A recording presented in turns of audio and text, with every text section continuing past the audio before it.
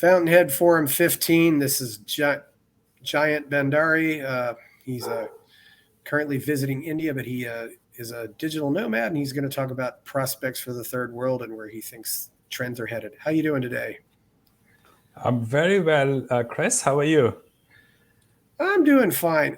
What exactly is your political? You're a libertarian anarchist, and how did you start this journey exactly? Oh, Chris, there's no start of such a journey. When you grow up in a confused, irrational society, you automatically should become a libertarian. What surprises me is that not many people that I have come across in the society that I grew up in are libertarians. They think in a collective sense when they constantly, consistently, and on a moment to moment get exploited by the people around them. The whole society is completely dysfunctional. So, as a child, I knew that there was something thoroughly and totally wrong about India. And as a result, I looked up to what was happening in the West, and I wanted to understand why the Western society was as prosperous, as happy, as good a society as I thought it was. And for me, it was just an automatic conclusion that that I was a libertarian. I did not want people telling me how to live. Certainly. So that might have been that was quite a while ago, of course, but yeah. So what particular were you attracted to that was abroad? I mean, a particular country or a particular leader abroad or anything like that? Well, I mean, as a kid, we were completely isolated from everything. It was a socialist, uh, dictatorial kind of society when I was growing up. We had very limited access to information. There were two radio stations, both run by the government of India. I had no clue what the television was. I had probably never seen a building more than 4 story high. Uh, I had never taken a plane in my life until I was until the time I had completed my university.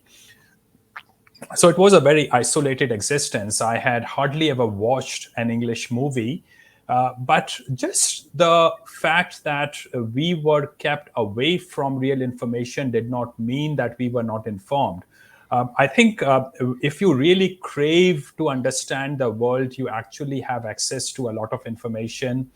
And I knew deep inside me that there was something about Japan, there was something about the US, there was something about the UK and Germany. And I was attracted towards the machines of German origin that I saw, the equipment from Japan that I saw, or about the influence that the US had on the world that I saw, that influenced me about how strong these countries were, how good they were. And my grandfather had photographs of English royalty on the walls of his office until his very last days. He admired the English because he knew, and he told us that English treated Indians a lot better than the junkies who came into power after the English left the country. So there was, and again, you don't really have to have access to all possible information to understand that there was something great about the Western society, and there was something horribly dysfunctional about the Indian society. And the only thing that stops people from appreciating this is their defenses, their insecurities, their inferiority complex. Yeah. So you probably got access to books or maybe at your university library or something like that, or Well, not necessarily, Chris. We had, again, very limited access to information. The school system provided us very limited access to the library. Because again, remember that it is not just the fault of the school, but also of the students. The culture is so bad that people would tear up the books if they gave people free access to the library. People would just want to, people have this urge to destroy things. So schools, of course, had to restrict access to the books. There was something called the British Library when I was growing up. It was financed and run by the British High Commission in India, in the city I grew up in. During my late teens, I started going to that library. I started reading more books written by English and American authors, and that widened my understanding of the world. But at a very fundamental level, I did not have to read books to understand what was happening, because I was growing up in a society that has non-stop stupidities happening in there. So it was just obvious to me that there was something completely dysfunctional about it. Yeah. Do you think India was always this way, or did something cause it to be this way deep in the past? Or are there is there something in the culture? I mean, I mean, everything changes. Everything changes with time. India was a far worse place before the Islamic rulers came to India. And Islamic rulers, when they arrived in India, they brought in a concept of clothing, a concept of food, and more of a concept of families. So Islamic rulers were a massive improvement on a wild society that India was before the arrival of Islamic rulers. And then when Europeans came, that was a significant improvement in how India was structured. British, Portuguese, French, and Dutch arrived in India, and they educated Indians to Western ways of thought and living.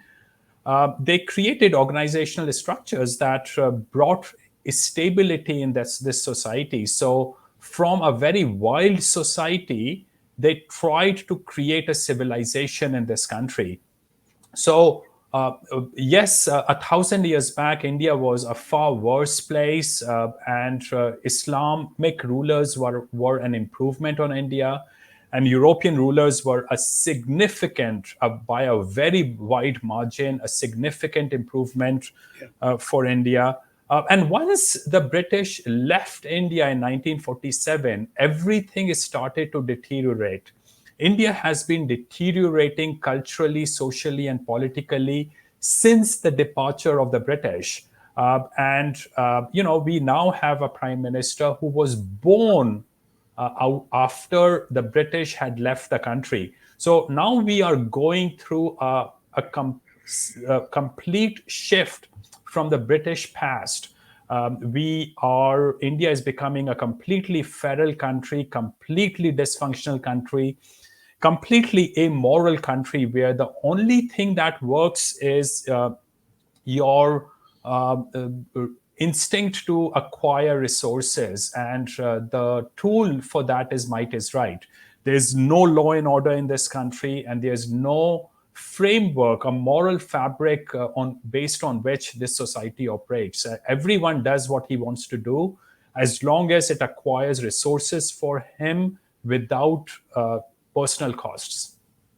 Yeah. So the Muslims arrived before the Europeans. When did they all arrive? Muslims started arriving in the country about 1,000 years back. They came from different directions, most Afghanistan, the Central Asian areas, and they came from Iran, and they came from further west, and they conquered India in many ways. And the reason is very simple. India was such a dysfunctional place. There was no unity. most of the Indian rulers were backstabbed by their own personal security people. Yeah. So everyone was on sale in this country, and everyone continues to be on sale in this country. Particularly since the departure of the British, corruption has become so wide, Chris, that not even a leaf moves in this country without paying a bribe. You go to the very top official in this country, and there's the first question they ask you is, what are your connections, and what do you think is the value of the job they might do for you? So there's always about connection and bribes, which comes up. So yes, British brought in a culture, a moral fabric to this country. Missionaries brought in a concept of moral values in this country, and Islamic rulers. I mean, listen, Chris, I have no love for Islam. I think it is a stale, stagnant religion which has failed to progress. But at the same time, for what India was before Islamic rulers came, it was already an improvement on India, because this country had no moral fabric at all.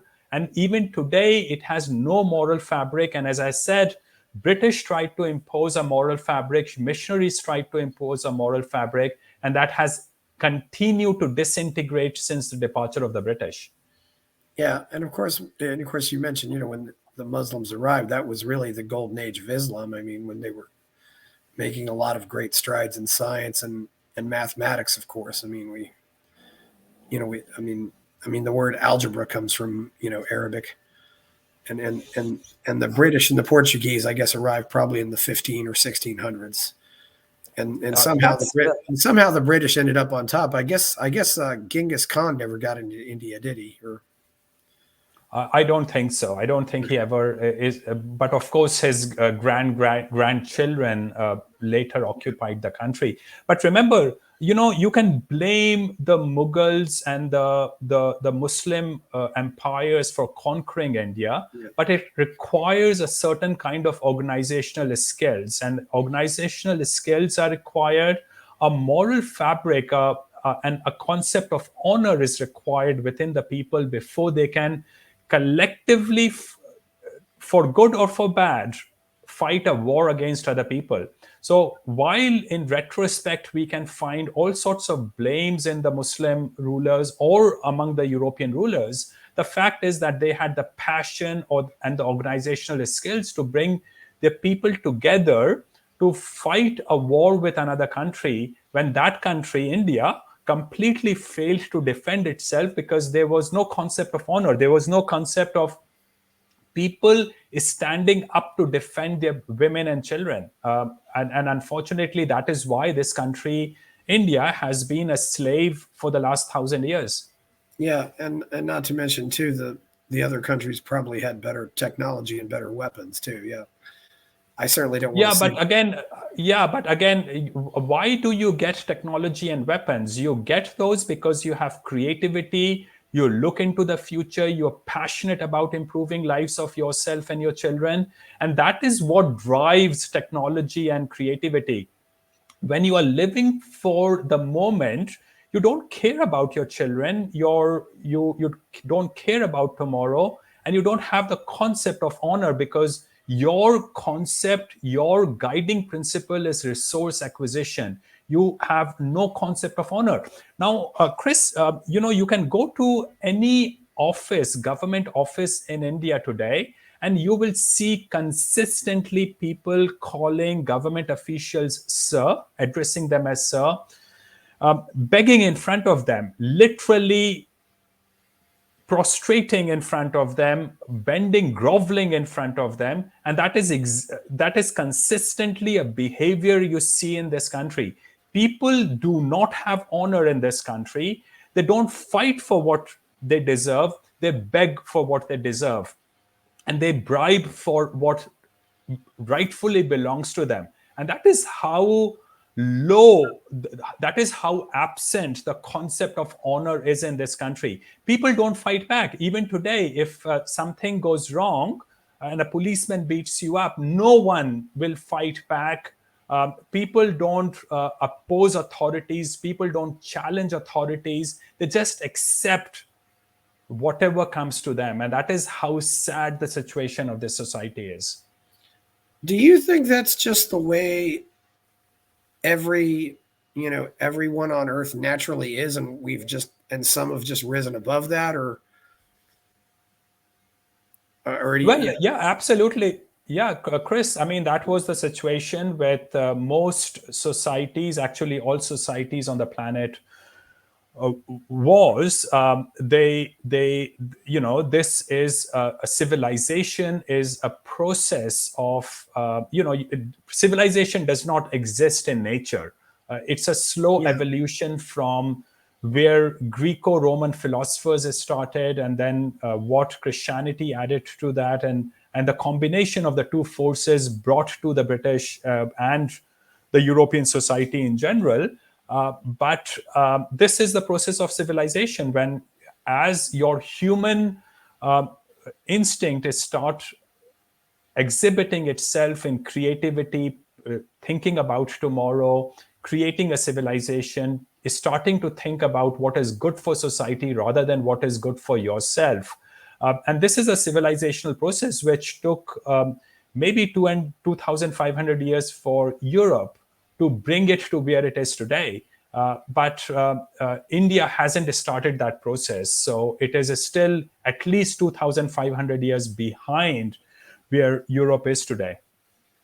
Yeah. And you think things have obviously went backwards since the British left. I suspect. Well, because Chris, that had to happen because remember, Indians do not have the moral fabric as a part of their instincts. And because they don't have it, it needed to be imposed on them by the British and the missionaries. The British brought in the organizational structure in this country. They brought in the institutions. They brought in the checks and balances in this country. But once they left, the people who took over the positions vacated by the British did not have the moral fabric, or if at all, they had some moral fabric, because though that moral fabric was imposed upon them by the British, that got frittered away because there was no fountain of moral and philosophical base in this country to sustain a moral fabric in this country. So once they left, everything started to disintegrate slowly first and then rapidly. And in my guess, over the last 20 to 30 years, the fragmentation of the society has been extremely rapid. Moral values have virtually disappeared in this country. How did this all play out in 2020? Not very well from what you've posted on your Facebook, of course. But I'm sure you're talking about COVID. Yes, and the reaction to it. Yeah, I mean, the Prime Minister one night came over on the television, as he usually does, with some grand announcement. And he brought the whole country into a complete lockdown. He stopped all flights, he stopped all trains, he stopped all bus services without really thinking over what the consequences would be. Literally, millions of people, actually probably tens of millions of people, walked thousands of kilometers to walk back home in sweltering summer. And summer in India is really bad. It's 45 to 50 degrees centigrade. In that kind of weather, they walked back home. Thousands of people died for various reasons trying to walk back home. Crippled people died, women were raped. It was a horrendous situation for the people of this country. But remember, Indians will, of course, when I complain about this, a lot of middle-class Indians who are clueless about what is happening would defend that the prime minister still got elected, and he continues to get elected. And that is what happens in a society that is on a vicious cycle, where you do when the people do not really understand causality, they can't really put blame on the prime minister, because they don't have the concept. They are irrational people. They still go back to vote for the same person, despite that person was responsible for killing thousands of people and imposing huge amount of tyranny in this country. Yeah, and of course, a lot of these people, as you pointed out, live to hand to mouth. If they don't work today, they don't eat today. And yes, and that is why a lot of other third world countries never imposed any kind of lockdown. Pakistan did not impose a lockdown for a simple reason, that those countries fully understand that if they don't work today, they won't have food on the table the same evening. But the Indian Prime Minister is completely clueless about it. I don't think he's a sadist, and he is not intelligent at all. It almost sounds like maybe in this case, Modi was just following the lead of Boris Johnson or Donald Trump, though, maybe. I mean, if those countries hadn't went with these ridiculous policies, would India have done it? Again, as I rightly said, Modi is not very intelligent. In fact, he's not intelligent at all. These bureaucrats and rulers simply keep an eye on what China was doing and what other European countries were doing, and copied and pasted what they saw those countries as doing. And in fact, the whole lockdown thing started in China. Once China started imposing lockdown, the world started imposing lockdown. So even the Western rulers were simply copied what China started. Yeah. Does India have a pretty high? Do Indians have a pretty high opinion of China, or is it pretty? I mean, who do Indians generally look up to, or do they not look up to anybody? Well, it's a very conflicted worldview Indians have. Now, the propaganda is such that most Indians, even the educated middle class Indians, think China is some kind of third world hellhole compared to India. Now, these people have, of course, never been to China. I go to China quite often. Of course, I haven't been to China for the last 2.5 years, but I was in Changsha just about a month before Wuhan cases started, and Changsha is not very far from Wuhan. But, China is like a first world country from the perspective of India. China is a very good place compared to what India is. When I go to China for India, I always tell myself that I'm not visiting a first world country. It is still a second world country, but it looks so much better than what India is. Chinese GDP per capita is 5 times or 6 times that of Indians' GDP per capita. But Indians have been so badly propagandized by the media and by the government that Indians like to think that China is some kind of third world hellhole. And now, Indians suffer from a massive inferiority complex. So while they look up to the West, at the same time, they claim that India is the Vishwaguru. India is the tutor of the world. They want to think that it is, every person on the world wakes up to sing praises of Narendra Modi before that person starts his day. Indians like to think that every political leader around the world calls up Narendra Modi for political advices. When, Chris, you and I know perfectly well, no one cares about India and no one gives a damn about Modi. But Indians have this very hypocritical inferiority complex world mindset, which results into a very complex, corrupt way of thinking, in which when they within themselves look up to the West, but at the same time want to show off as if they are the leaders of the world. Yes, it goes into what Robert Bidnotto says, that criminality causes poverty. And it sounds like to me you just have a lot of really short-term thinking and no long-term thinking. So, but what places you've traveled to 50 or 100 countries, right? I mean, you've been on every continent except Antarctica. And what places are you? What places are you say that you say might seem a little backward, or might you be really optimistic about? I mean, Well, so yeah, so Chris, yes, I travel a lot. I have been to about 10 countries in the last 3 weeks, and I've gone around the world twice over over the last 2 or 3 weeks. So I travel a lot. My favorite country continues to be Japan.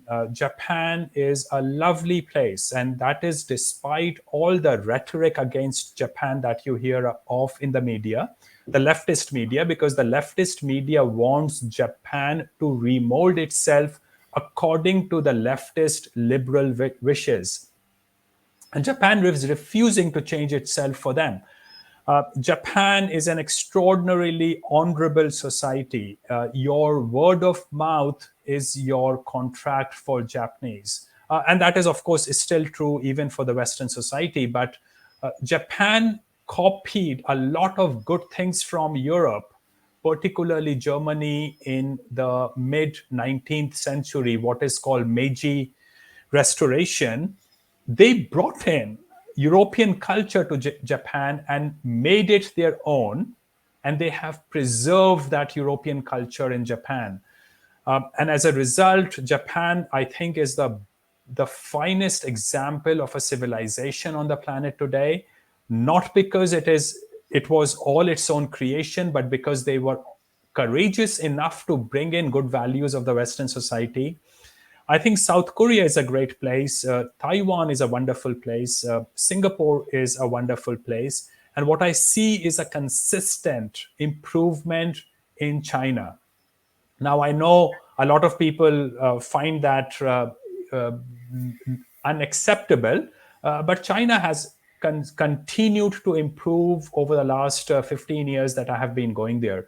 So I'm very optimistic about East Asian countries. The third world countries are shithole countries. The third world countries in South Asia, sub-Saharan Africa, and most of Latin America are going backward in time, and they will all become feral, increasingly feral as time passes by. So I have no hope from the third world countries. okay, yeah.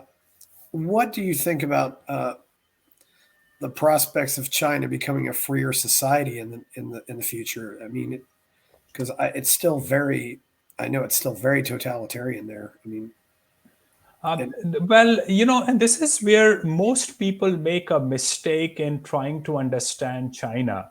China has become an extremely free society over the last 3 decades. Now, you have to use the yardstick of what China was 30 years back before you start understanding what has happened to China.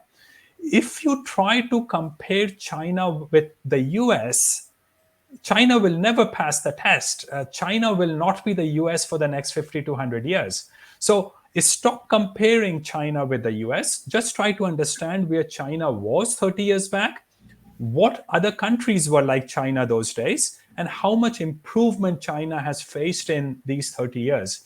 And I tell you, China has improved by leaps and bounds in the last 30 years. This country, China, has shown the capabilities to become increasingly civilized. I have been going to China for 15 years, and I see that people are increasingly polite. They are spitting less and less on the road. They try to line up as much as possible these days. If you have trouble, people do come out to help you out, something that they completely abstained from 15 years back. So China has improved a lot. Now, look at this zero COVID craziness that Xi Jinping has imposed on China, which is completely absurd, which makes absolutely no sense, which is completely tyrannical. But at the same time, you also see that Chinese have risen up in recent time to protest against the Chinese government, and Chinese government is now pulling back from its tyrannical zero COVID policy. So Chinese people are increasingly waking up. Again, as I said, don't compare Chinese with Americans. Compare China with what China was and what China was yesterday, and see that small positive changes that continue to happen in that country. Now, it is a very difficult thing to project into the future what will happen to China. Will China become a first world country? I don't know. A lot of things can go wrong. I mean, there are so much uncertainties related with any social development that we don't know when this might stop and when China might go into a civil war and when it might go completely chaotic. But if I have hope from one country among the backward countries to become a first world country, that is China. China is pretty much on the same trajectory that Japan and South Korea were and Taiwan were at one point of time. They are progressing, they are economically developing, and Chinese are singularly focused on improving their lives. They are not there to hate other people, they are not there to fight wars with other people. And if you talk with Americans who have lived enough time in China, they will tell you that a normal Chinese wants to avoid a conflict. He wants to create a win win situation with you. So I have a very, very positive opinion of China. I think China has a bright future. I think in the after the current hiccups are over, the zero COVID craziness imposed by Xi Jinping are over, China will restart its economic growth. China will culturally continue to grow. China, again, is copying the West as much as possible. Chinese want to become westernized. They look up to the West without any guilt. They respectfully look up to the West. So China will continue to improve, but things can go wrong. But for now, and at least for the middle term, I'm very optimistic about China. Yeah, that's interesting. How do you think the philosophical and moral collapse of the West is affecting all of this? Because I mean, I think we can agree that that Western civilization is in somewhat of a crisis right now. Oh, Western civilization is in a horrible crisis right now. Now, how will it affect the world is a very difficult thing to talk about, because this is a momentous change for the world. The third world will go into a complete chaos over the next few years. And the reason is that America and other Western society brought in some kind of stability in the third world countries. Look at Latin America. America was always there to stop Latin America from drifting towards the left. Now, America isn't there to stop it from the Latin America from going left. In fact, today, America will actually assist Latin America into going left. I mean, Biden and Kamala Harris and Justin Trudeau will participate in letting the Latin American countries go left. So that is, of course, the natural instinct of the Latin American countries. They want to go woke with time. So I think the third world countries will fall apart. Sub-Saharan Africa is already forgotten about by most of us today. South Asia will be another region that people will stop thinking about eventually, because you can do nothing about them. The Western society provided a civilizational restraints on these countries, and those restraints are gone because Western societies are now ruled by woke people. And again, as you rightly said, Western society is in crisis today because we have elected woke people into positions of power. The bureaucracies in the Western world have gone completely woke. The good, morally solid people of the Western society are now at the margin. They are no longer in leadership position. There's no shortage of such people. And I think a lot of those people at one point of time might consider migrating to East Asia. But I don't know how this will play out. Yeah.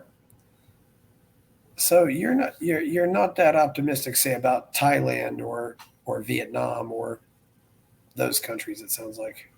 I'm mildly optimistic about Thailand and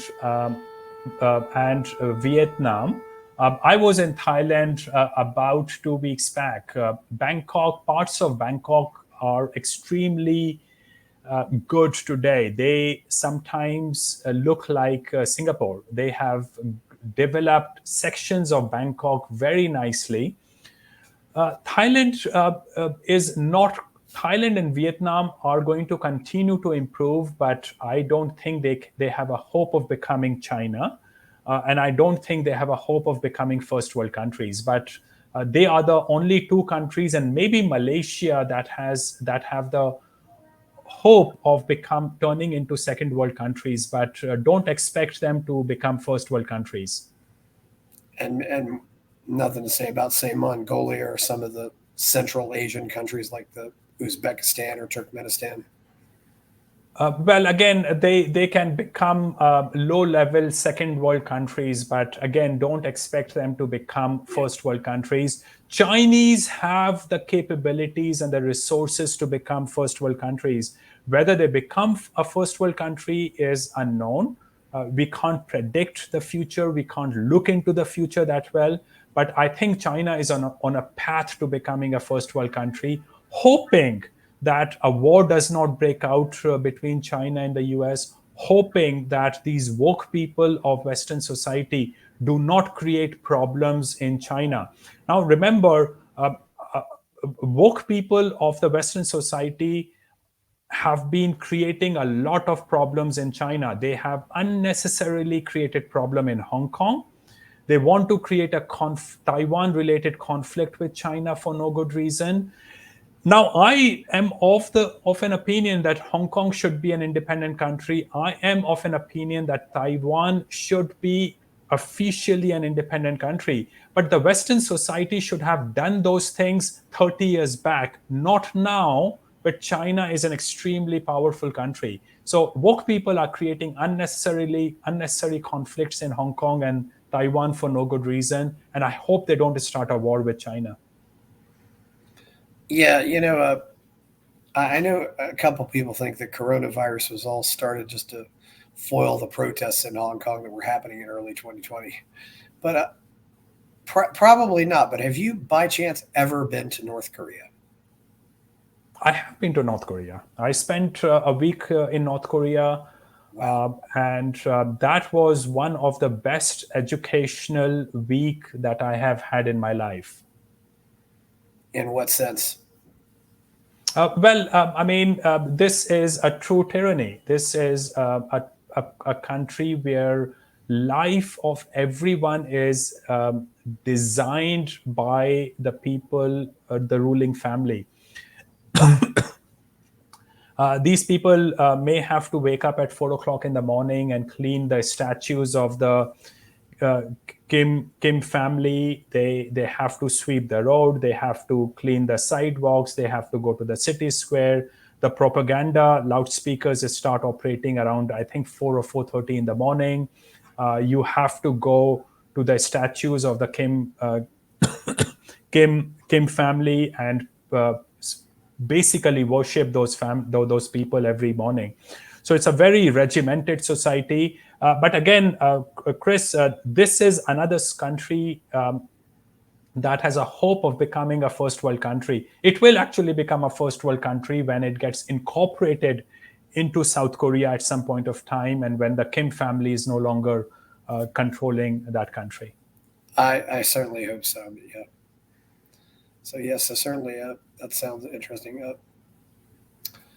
As you've been around the world, as you're very well traveled, what were the best and worst countries to be in during the so-called COVID crisis?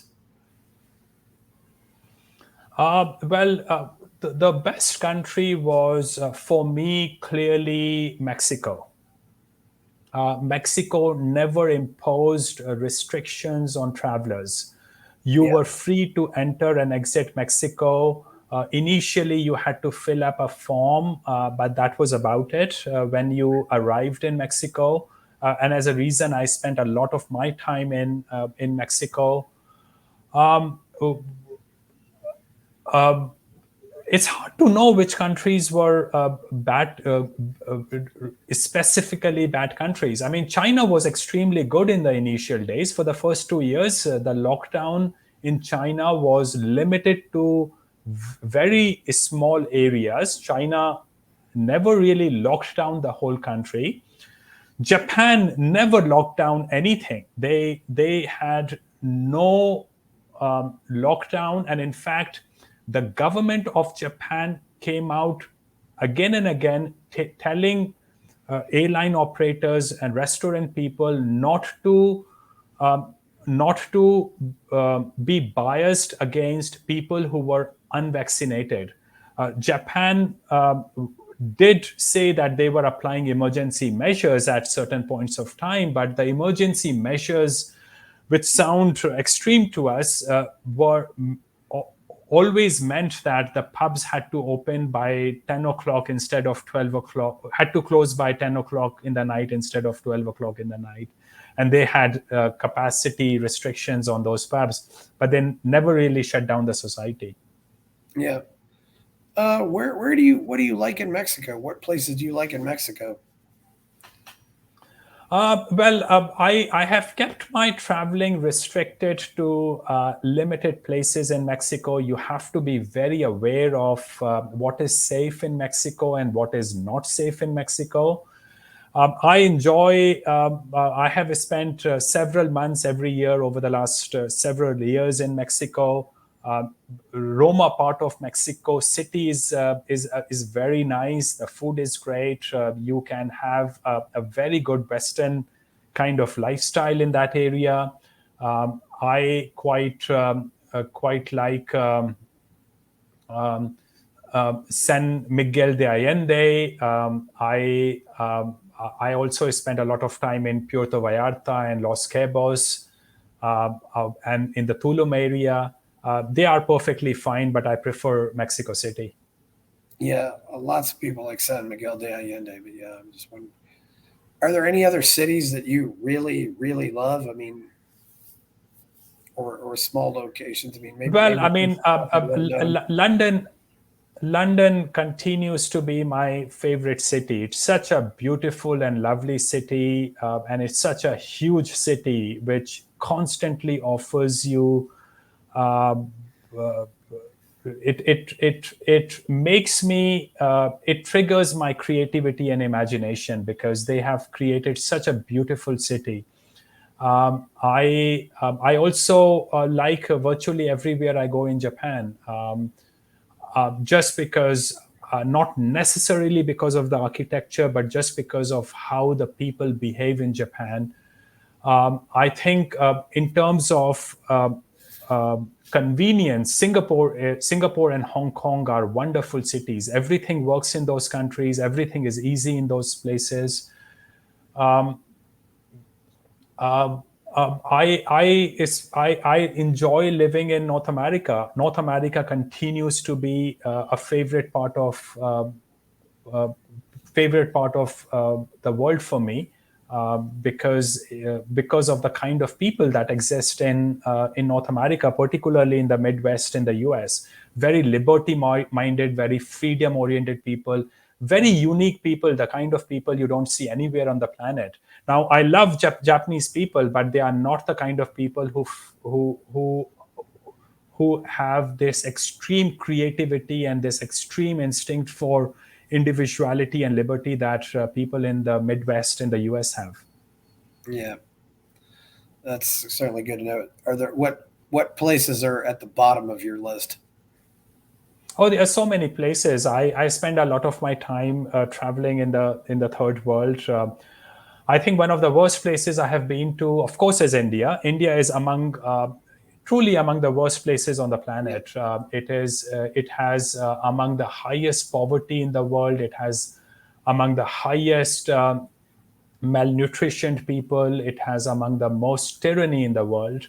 But compared to India, and Chris, this is very interesting. I have traveled a lot looking for a place that was worse than India. And in my view, perhaps Democratic Republic of Congo is worse than India. It is more crime prone. It is more corrupt, probably, than India is.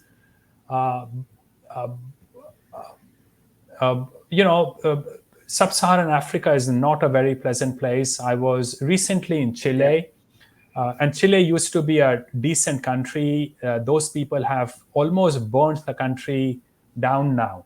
There's graffiti absolutely everywhere in Chile today. There is garbage everywhere in every city that I went to in Chile.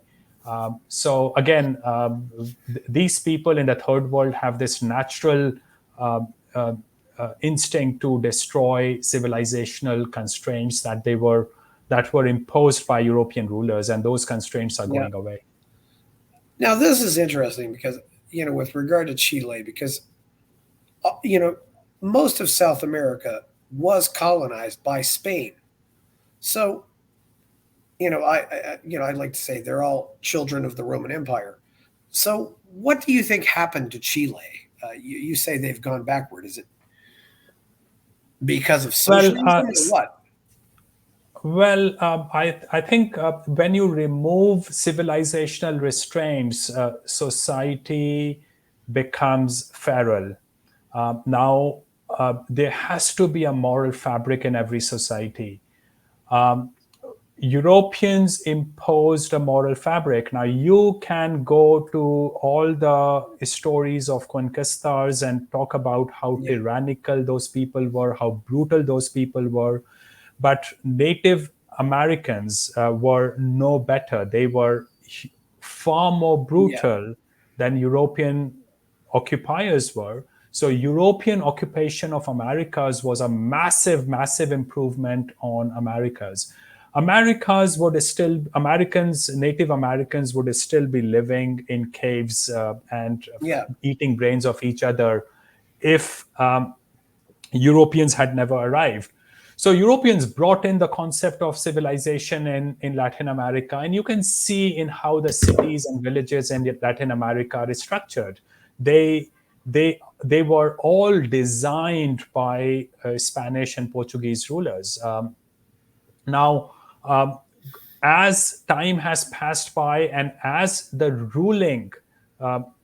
rulers of Latin America have become more native, the organizational structure in Latin America has continued to fall apart.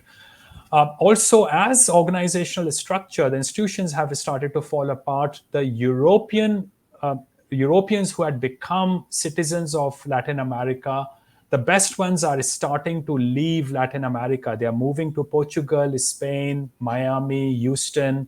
So they are migrating out of Latin America.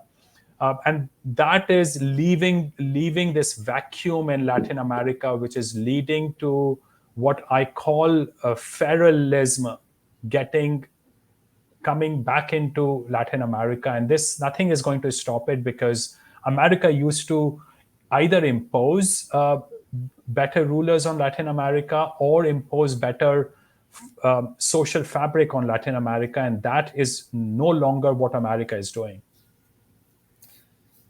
Okay, so I'm just wondering, what America was colonized by Europeans, South America was colonized by Europeans, but somehow America ended up better off. So it's because America became European majority society. Canada, Australia, New Zealand, and the USA became European majority society, whereas Latin America did not become European majority society. And, this is, Chris, has become politically so incorrect to talk about. But the concept of liberty and the concept of civilization is a uniquely European concept. There is no society, and there are 200 countries on the planet, there's no city, town or village or country on the planet that lacks European or East Asian majority and is still a civilized society. There isn't one. Europeans bring in civilization wherever they go, wherever they are in majority, they bring in civilization and organization. And so is the case with East Asians. When East Asians go to Singapore or Hong Kong, they create a civilization. Now, of course, they create civilization because of the values they picked up from Europeans. Those values might not be native to East Asians, but at least they have the capabilities to absorb European values. But outside East Asia and Europe, the people are completely incapable of absorbing European values. Those values do not stick on the psyche of people in the third world countries. So what do you think is going to happen to Europe in the next 20 years or so? And in particular with what is going on between Russia and Ukraine right now? It sounds like it's going to be a very cold winter in some parts of Europe, for example. Well, I think I would be more worried about the US than I would be about Europe. But yes, I completely agree with you. I feel very sad for what Europeans have done to themselves. As a society, the institutions have been taken over by woke people in these countries, in the Western society. And they have become increasingly unwise about cultures. They don't really understand that different people have different cultures and different worldviews, and people don't change their worldviews and their culture just because they move to Europe. And increasingly, Western society is becoming dominated by non-European people. And as influence of non-European people increases in the Western society, they will continue to deteriorate. You can go to any town or place in Europe, and really you don't have to venture into the third world anymore. You can just go to any town or ghetto in the Western society that is dominated by people of non-European origin and of non-East Asian origin, and you will see chaos and criminality and dysfunctionalities in those societies, whether they are Muslims or they are Africans or they are South Asians, or they create chaos and criminalities and dysfunctionalities in that country. And because they are becoming increasingly majority voters in the USA, things can shift to the wrong side very rapidly over the next few years. I'm not really sure where the U.S. is going right now. I think the worst thing that's inflicting the U.S. right now has been all of the gender wars. Right, and that is because this gender war is so it's so stupid, really. I mean, if it would have been a joke if it were not seriously harming the society. But this is happening because the moral fabric, there's no social opprobrium associated with doing bad things. If you're a single mother, we perfectly accept that. If you want whatever crazy word as your pronoun, we accept those things today. We want to impose all kinds of diversity in the society. And that is completely acceptable in today. Meritocracy has taken a back seat. So again, this happens because woke people have taken over the institutions, and these people do not have the moral fabric, and they don't really see any problem with imposing diversity at the cost of meritocracy. And this sexualization of the society is something new, because these are feral people. They are animalistic people. Yeah, it definitely seems like it's becoming feral. I mean, I think there is still some hope for Eastern Europe more than, or I should say, well, one person corrected me, Central Europe as opposed to Western Europe. But yes, so I was in Warsaw in Poland last week, and that was my first trip to Warsaw. And I actually quite liked it. I think Poland certainly has a strong, very good hope. I don't have such high hopes from Hungary and Bulgaria and Serbia and many of the other East European societies are not necessarily European in cultural orientation, and I think it's very important to understand that. So the right-wing people in Europe and America who haven't actually spent substantial time in East Europe might think that just because they look like West European, these East Europeans might become European with time. But again, remember, imbibing European culture, civilizational values is a millennia long process, and it will take them a very long time to become westernized in the cultural sense. Poland, of course, is an exception because Poland was large parts of Poland were a part of Western society at some point of time, and it, from what I understand, looks up to the Western society. So maybe there's hope from Poland, but East Europe has many problems that right-wing people in the West, in Europe and North America don't really understand. Yeah, well, some of those countries did very well after the breakup of the Soviet Union, the Warsaw Pact. I mean, and some didn't do so well. I mean, it seems like the Czech Republic did fairly well. Estonia's done really well. I've also heard that Latvia really didn't do much with regard to COVID either. I don't know if, again, I don't know how much you've traveled around there, and it seems like there's still very much a society where Yeah, people. and remember, I mean, these names make it sound big, but Estonia and Latvia are very small countries with a couple of million people living in those.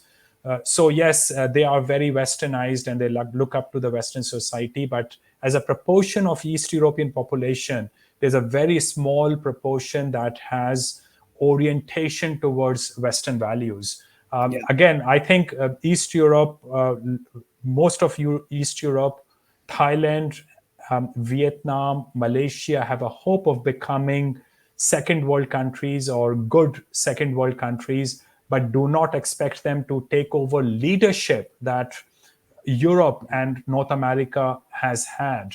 Once Europeans have lost their leadership, there isn't anyone to take over that leadership position, except for East Asian countries like Japan, Korea, and China, which isn't going to be too good for the world because they don't really have the philosophical foundations that Europeans have had. So we are going into a very crisis phase as a civilization today.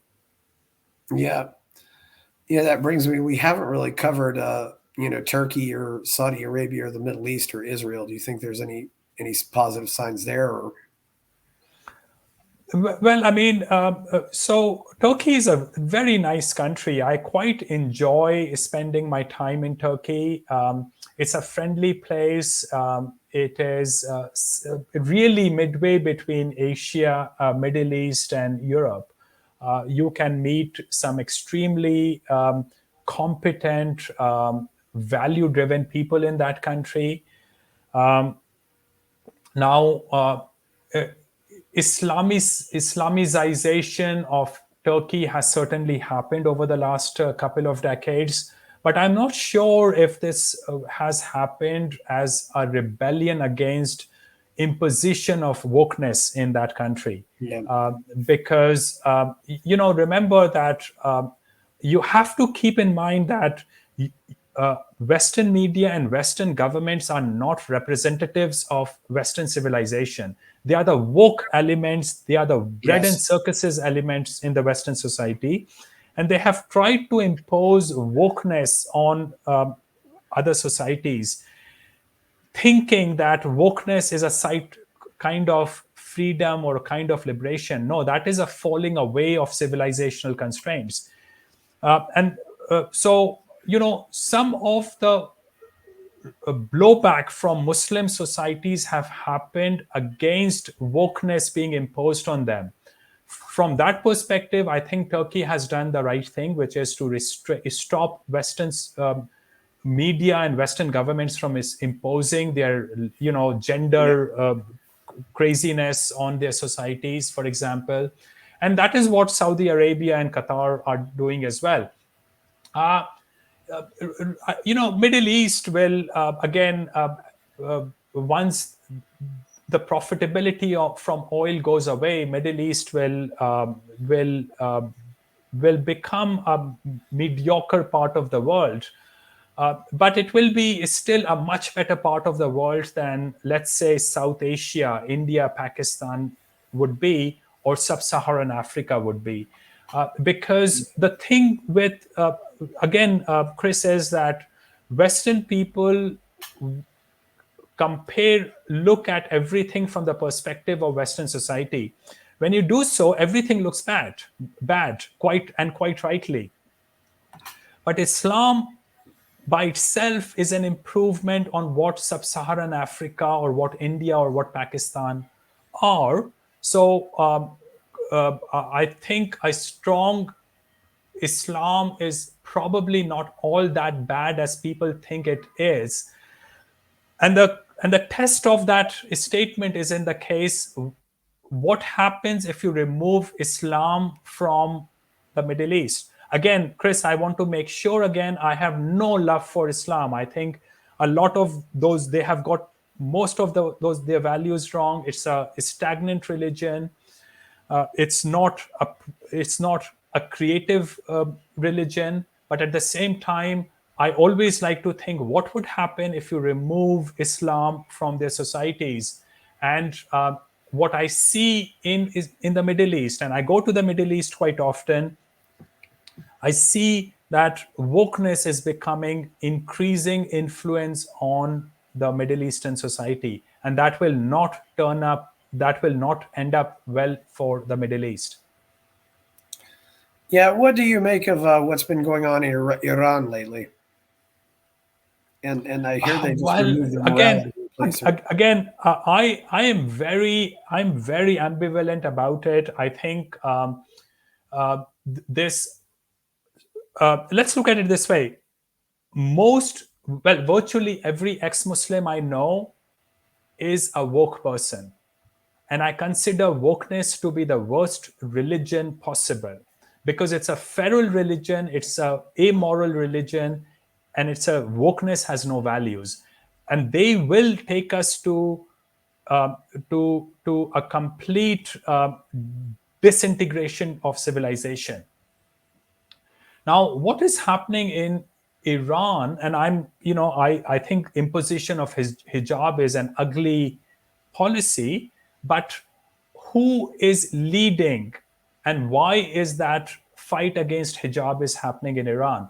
Is it because of the woke element that is growing in Iran? Or is it because of wokeness being imposed, values of wokeness being transmitted to Iran by the woke people in North America, which are actually the bottom of the barrel people in the Western society?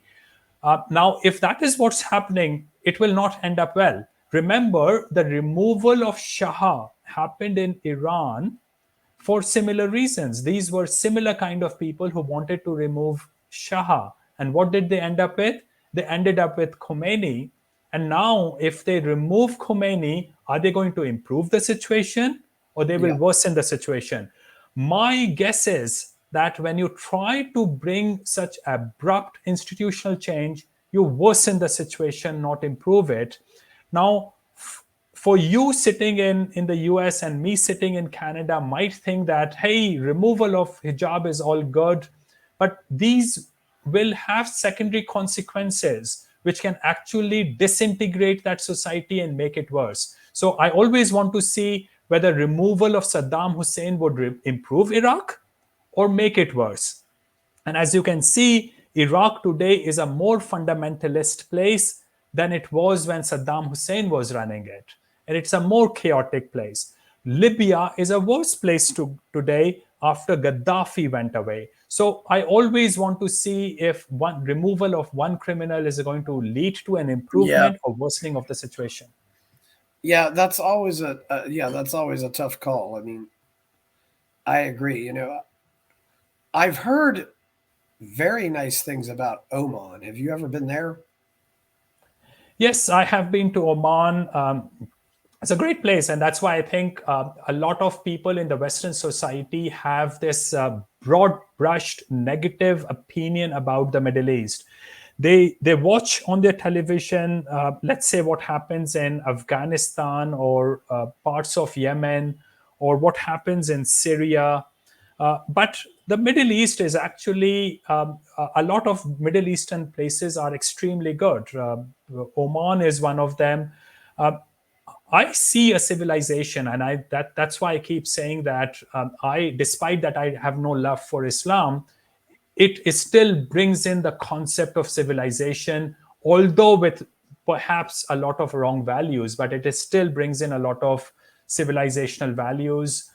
Um, you know, it is a better system from a family perspective than what wokeness is imposing on the Western society, for example. So yes, I quite like Bahrain, Oman, UAE. They are good countries to spend time in. Yeah. Yeah, and you didn't really comment on Israel, so who knows? Well, I have never been to Israel, and I would and I from whatever I understand about Israel, I have a huge amount of respect and appreciation for Israel. That is the only westernized society in the Middle East, but that does not mean that Oman and Bahrain and UAE are bad places. Uh, I admire what Israel has done. Yeah, I don't know.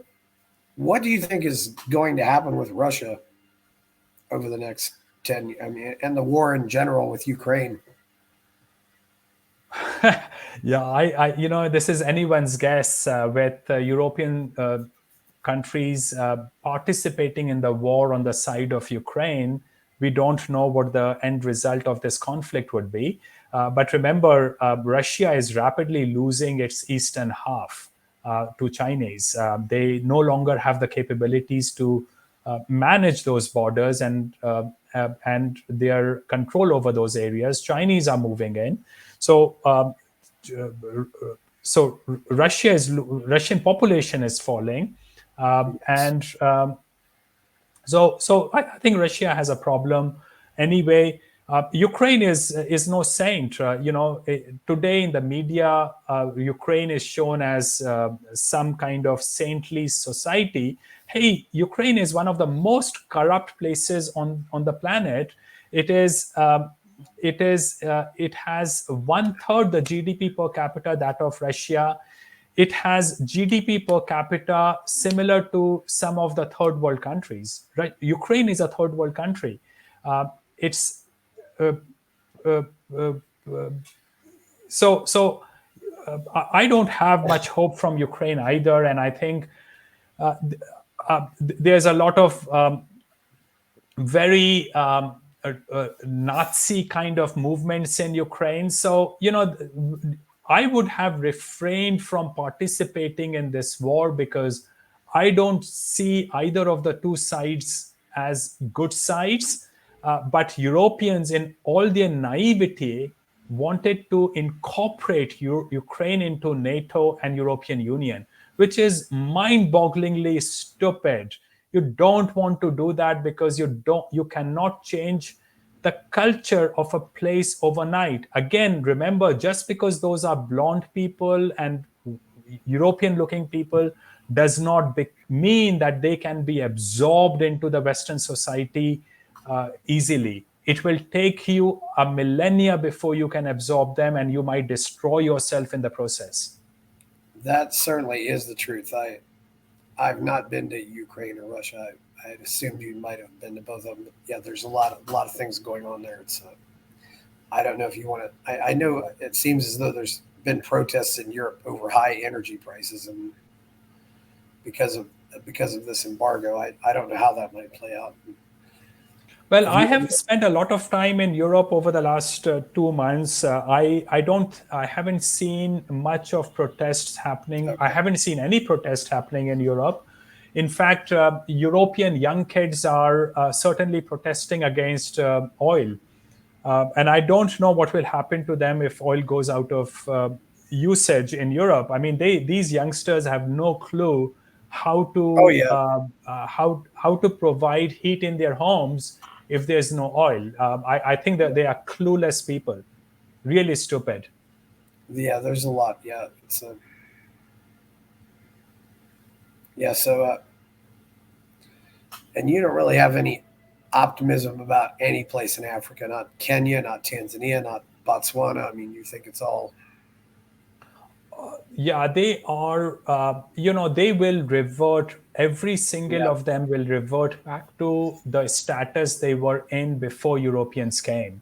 yeah, To the extent Namibia, Botswana, and South Africa were better places, it was because of Europeans. Europeans ruled those countries. Europeans created institutions of those countries, and Europeans ran those institutions until recently.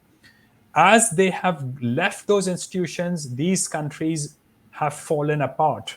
And to the extent North Africa is a better place than Sub-Saharan Africa, and again, North Africa is no heaven. It's an ugly, rundown place. But to the extent it is better than Sub-Saharan Africa, it is because of Arabs. So you really have to understand these gradations of cultures, and not every culture is bad or every culture is good. There's all the gray areas between bad and good. And wokeism is the worst culture. Wokeism is the original culture of Sub-Saharan Africa, original culture of South Asia, and original culture of natives of Americas. And given a chance, these people of natives of America, natives of Africa, and natives of Indian subcontinent will destroy every civilizational constraints or institutions that were imposed on them by the Western rulers. And once they are gone, wokeism will show its true color. Wokeism looks all cute within the ecosystem of the Western law and order institutions.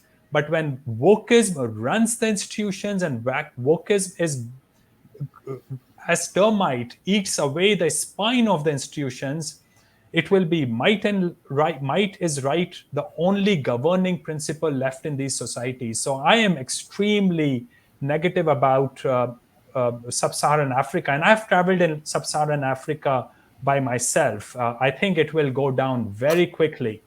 yeah.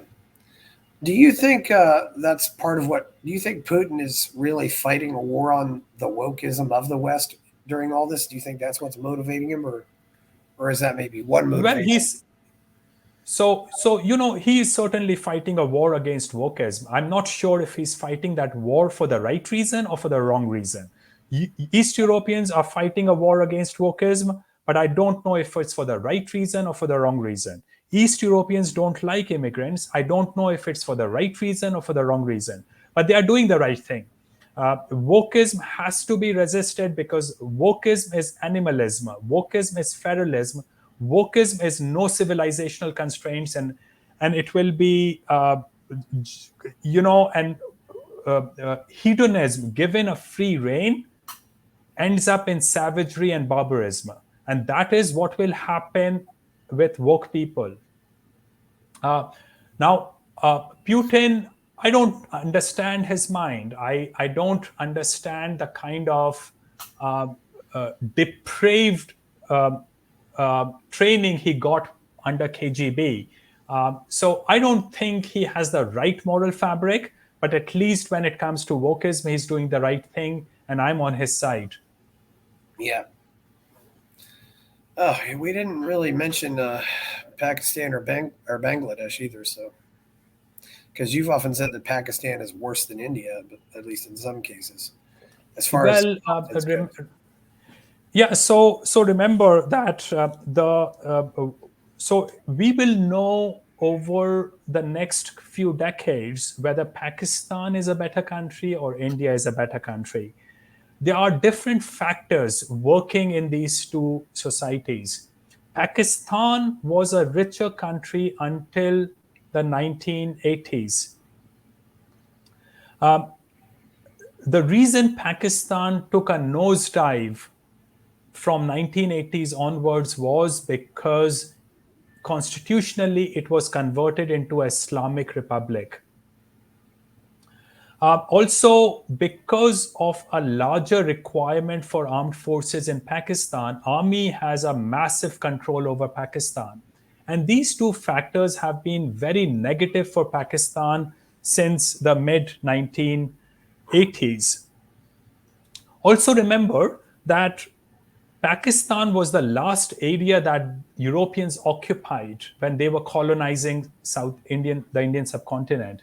So the institutions were much better structured in what is Bangladesh and India and Sri Lanka than they were structured in Pakistan.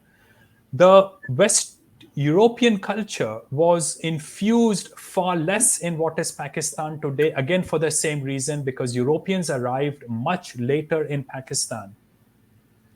And then also remember that Pakistan borders what are more chaotic places like Afghanistan and parts of Iran. So Pakistan suffers from that problem. And India has been no saint. India is a much larger country than Pakistan. So if India can afford to install a million troops, Pakistan can afford to install only 1/7 of those troops, but it has to install as many troops as India does. So Pakistan has to fight a battle with an enemy which is much larger than it is. So there are separate factors working, but it is better to compare Bangladesh with India. Bangladesh was crushed in the early 70s when Pakistan armed forces were raping and killing Bangladeshis, despite that Bangladesh was a much larger population of what was Pakistan at that time. Now, since that time, Bangladesh has continued to improve, and today, Bangladesh is richer on per capita basis than India is. I was talking with a company yesterday, a Hong Kong-based company. They have operations in Myanmar, Vietnam, China, of course, and in Bangladesh, but they would not think about investing in India. So Bangladesh has clearly become a better place than India. And again, over a period of time, we will understand whether Islam creates a better civilization, better society, or what India is creates a better society. Now, India for now looks cute. India for now looks more relaxed, but the outcome we will know only in a few years or a few decades time. Yeah, so sounds like an interesting prospect. I mean, have you been to any parts of the Caucasus region, like Georgia or Armenia? So they seem like Yeah, they're I have. going forward. It seems like Georgia's doing very well. Yes, and I have spent time in that area, but again, remember that Armenia has this crazy conflict with Azerbaijan, and I Yes. don't really understand with all those land areas within Azerbaijan that are controlled by Armenia and the independent areas within Azerbaijan. I don't fully understand, but I, again, from my limited understanding of Armenians and Georgians, I think there's quite a bit of xenophobia in those societies, as is the case in a lot of East European societies. I don't necessarily see East Europe as morally enlightened.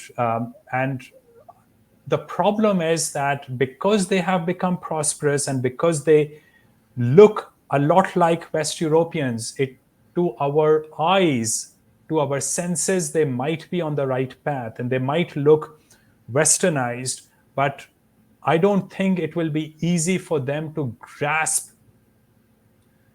Western values very easily. It will still take them generations and centuries and probably millennia. And you can see that in some of the values they hold. Armenians, for example, have this utter hatred for Turkish, for example. And sometimes does not sound legitimate to me. Well, I think it's because of Turkey's refusal to acknowledge the genocide. It does seem like, the former Warsaw Pact countries are there's still somewhat of a marriage culture there. They haven't completely dismantled, and I mean, the West is largely a divorce culture now. I mean, certainly some people get married and stay married, but it's about half and half now. I mean, Yeah, because again, we have in the Western society, we have given up on Christianity. We have given up on the moral fabric that Christianity imposed on the Western society. And we have become increasingly woke, particularly since the 1960s. Those things, as I said, look cute when they start, when you have sexual liberation, or when you, can you still hear me? yes, I still hear you. When you have the cultural process that we went through in 1960s, or the democratic process, it looks like all good processes in the right direction, but they have corroded away the foundations of the Western society. And what you see is, for example, look at the black families. Black families were much better than European families in North America before the 1950s or 1960s. Now, the rate of illegitimacy is close to 80 or 90% in the black families. So wokeness might look all cute when it starts, but it disintegrates everything, leads to massive kind of savagery and barbarism Yeah. Eventually. All of this starts with college professors. Is there any way that, I mean, is academia Sorry, the same? I can't hear you. Can you say that again? All of this starts with college professors in academia. Is academia the same all the way around the world, or is it just a Western academia where they've basically sold out these values? Yeah, Chris, the more I think about it, I think academia is such an unnatural system. Most education should take place through our social interactions. One of the lucky things that happened to me was that I worked with my dad since the time I was a child. So I was working with my hands in his printing press. I was doing his accounts. I was proofreading the books that were getting printed in his printing press. I was going to offices. I was dealing in cash. When you deal in real life, that is when real learning happens. Otherwise, what you end up with is there's all this abstract knowledge uh, detached from practicalities and realities of life. And that is what you see with a lot of young people today. They wear sports shoes, they wear products of oil, and then they want to protest against oil and gas. Uh, they, they, they, they in, and, and when you tell them that they're using oil for their daily usages, they say, well, there's no other alternatives made available by the government. So they don't really do any calculation. They don't really understand anything. So I think a lot of educational system is just so disorienting to our worldviews. But yes, I think what is happening in the West is something very similar happening elsewhere. I'm not sure if it's to the same degree that bad in, let's say, East Asia or East Europe, but I have no love for academia. Yeah, I'm just wondering, how we can get back, because a lot of a lot of libertarians are giving up on America, and it doesn't sound like you think that's wise. In some cases, they're going to places like Mexico, maybe because it's cheaper, and maybe it's just because it's easier to live the life they want to live. But it sounds like to me you don't think that's necessary. You're not optimistic about a lot of the places you call third world, though, at all. I am not optimistic about any of those countries, but remember, I just spent several weeks in Argentina. I absolutely loved it. Yeah. I have spent months in Mexico, and I absolutely love it. But remember, I love it from my perspective because I have US dollars in my pocket. I earn money in the West and I take that to Argentina. I convert my US dollars in at the street corner at twice as much money as for twice as much pesos as what the official rate is. So of course, my lifestyle is fabulous in Argentina and Chile and Mexico, in Colombia, in Central America. So because I come from the West in those countries.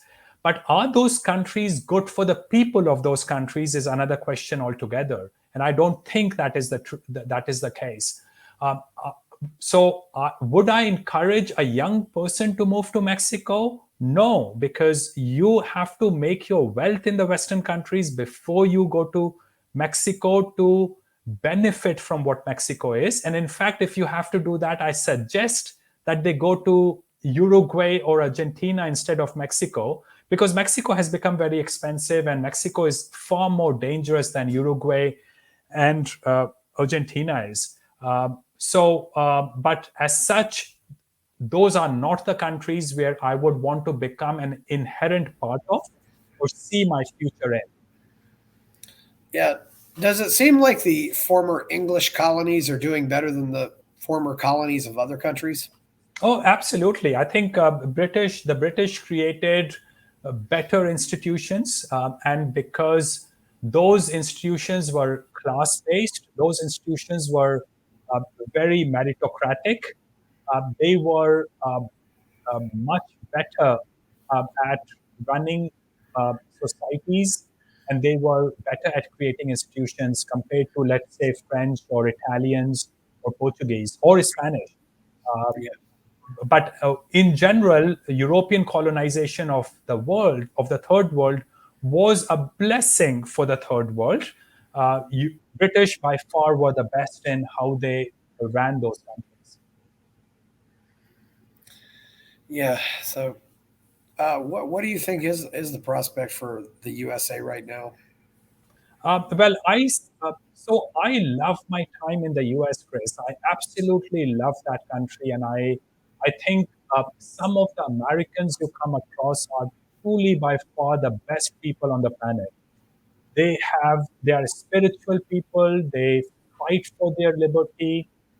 They fight for what they believe is moral. Um, I truly love that country and truly love that a lot of people in the US. They are also among the most open-minded people in the world. You can complain about the US, and even the leftist and liberals and woke people in America will give you a patient hearing. So America has some absolutely fabulous civilizational values. I love that country. The problem is democracy. Democracy is turning America into a woke country. It has brought into power people like Kamala Harris and Joe Biden. Now, these kind of people were unimaginable uh, a mere 10 to 20 years back as possible candidates for presidency. Um, the problem is democracy, and the problem is that America is increasingly becoming a non European majority country. And those are the kind of people who now decide who becomes the ruler in the US. And unfortunately, that also means that America will institutionally continue to deteriorate. There will be increasing race conflicts and gender conflicts in the US because a lot of women have chosen to go stay single. And that is creating another, that is another woke problem, woke related problem in which women have been taught that being single is being better than being married and having children. And a lot of these women become extremely frustrated in their middle ages when they get to their 30s and 40s. Um, Promiscuity does not work very well for society, and that is what's creating another problem in the US. So, no, I think the US has a very bad future because of democracy and because of the moral fabric slowly getting dissolved, and because the woke elements increasingly controlling the institutions, and the institutions are being controlled by them because of bread and circuses democracy that is a part of the U.S. society today. What do you think needs to be done to salvage Western civilization or America, or can it be salvaged at all? Well, I mean, if I had an absolute power, I would immediately stop all immigration as the very first step. I would limit democracy very substantially. I would very rapidly want to take away voting power from most people. When America became independent, when Scotland became a country, less than 8%, something like 5 or 6% people had the right to vote. There's no perfect equation, but I would very seriously limit the voting power of people. And I would certainly end immigration for now completely. Um, Europe, heterogeneous societies don't work.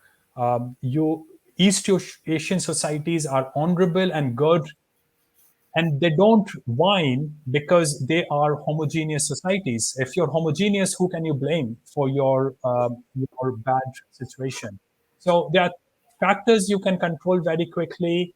Unfortunately, because of political correctness, Western society does not have the capabilities to change course at all. Yeah, and academia is a complete disaster. Yeah, also democracy. Democracy enables the masses to run societies. Democracy is anti meritocratic. Democracy puts into power exactly those kind of people who should not be in power, and the people who control who gets into positions of power are exactly the people I would not have given the voting power to. So democracy is a huge culprit in this equation. What do you think about Bitcoin and cryptocurrency? I think cryptocurrencies are worth zero. I have never bought any. I don't even know how to operate them. I consider cryptocurrencies to be worse than fiat currency because at least fiat currency have the backing of your taxes, your slave labor, and the properties within the jurisdictions of Okay. the countries of those fiat currencies. Cryptocurrencies are zeros and ones with no backing at all. You can create as many cryptocurrencies as you want, and you can divide the cryptocurrencies into as many parts as you want. So I don't buy anything to do with cryptocurrencies. I don't think they are legitimate currencies. Now, if cryptocurrencies had been backed by something real, for example, gold or a basket of commodities, I would have given it a lot more importance, and I think it would have actually become a legitimate currency. But cryptocurrencies without any backing have no value for me. Okay, then. Well, so any other places outside of East Asia you're really optimistic about? Well, I mean, people should actually look at South Africa, Chris, to understand the future of the Western society. South Africa has taken a path to fast forward destruction of itself because of Yeah. wokeness, because of changes in the institutions, because of imposition of diversity and amoral behavior. Oh And yeah. that is the future of the West if West continues that way. And I think West will continue that way because there's nothing stopping it from going that way. Yeah. Yes, I continue to be extremely optimistic about East Asia, particularly Japan, because they are very solid, very good societies, and don't listen to the media when they talk about Japan. Yeah. So I guess Singapore is, if you could live anywhere, you'd live in Singapore then, or live in where you are now, or Yeah, I like to I want to see my future in East Asia. Maybe someday I will move to Japan, despite that Japanese don't want me to move there. Uh, Japanese want to keep their country homogeneous. But I want a country that wants to keep itself homogeneous. Now, there's a huge amount of contradiction here, but from I do what is personally good for me. Japan, Korea are very good. Singapore is a very good place to live in. I have spent a lot of time in Singapore, and I absolutely love it. Yeah, well, I think that just about. Yeah, where what are you investing in right now, if you Oh, don't mind asking? I Guess I this is invest not in financial advice. um, Entertainment I purposes only. I am heavily invested in Chinese companies via Hong Kong, via the Hong Kong Stock Exchange. There is a lot of value in the market today, just because people were craving for the US dollar. They overpriced the US dollar and sold off other asset classes. Despite that, US dollar is actually fundamentally getting worse. There's a high inflation in the US, so US dollar is actually getting worse, but people increased its value. And these are technical reasons. These are because of structural problems that we have in the world. This is because of the huge indebted situation we have in the world. But eventually, fundamentals will kick in, and many of the asset classes have been oversold, in my view. Chinese stocks have been clearly oversold, with people thinking that the zero COVID will continue forever. Yeah. I, Chinese stocks offer you good value. Um, South Korean and Japanese stocks offer you stability and continual profitability. And I invest a lot in Europe, in the Western world, because that's where a lot of creativity is. I mean, remember, Western world, despite all its institutional problems, continue to be the most creative part of the world. Yeah, well, that's good. I mean, certainly good to hear. I mean, what place in America do you like best? I certainly like anything west from Central California.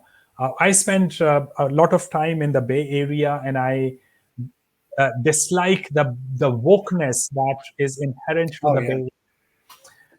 When I go west of the Bay Area, things start improving very rapidly, and they continue to improve all the way to, I would say, Denver in you Colorado. mean east of the Bay Area, but yes, Yeah, yeah, east of the Bay Area, the western part of, sorry, eastern part. Sorry, I was saying yeah. something You wrong go there. east. Yeah, you go west. You Yeah. go into the ocean. So east part of California is great. It's anything east of Central California is great.